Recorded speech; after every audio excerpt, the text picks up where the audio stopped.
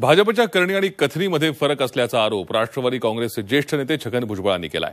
मालेगाव बॉम्बस्फोट प्रकरणी साध्वी प्रज्ञा सिंग आरोपी आहेत। या बॉम्बस्फोटात 7 जणांचा बळी गेला होता, तर दहशतवादी हल्ल्यात शहीद झालेले हेमंत करकरे यांनी प्रज्ञा सिंग यांना अटक केली होती। त्याच साध्वी प्रज्ञा सिंग भाजपात आल्यानं पावन झाल्या असून भाजपनं त्यांना भोपाळमधून उमेदवारी दिली असल्याचा टोला त्यांनी लगावला।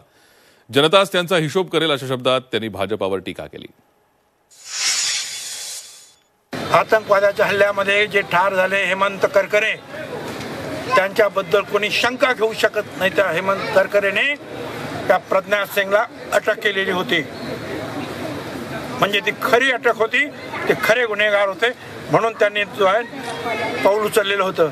त्या प्रज्ञा सिंगला जामीन मिळाला आणि ताबडतोब भाजपामध्ये पावन झाल्या आणि भोपाळमधून त्यांना उमेदवारी दिली। यांनी तर खून झाले लोकांचे, बॉम्बस्फोटाने लोकांचे मर्डर्स केले, त्यांना तुम्ही उमेदवारी देता, जनाची नाही तर मनाची तर ठेवा, लोक त्याचा हिशोब करतील।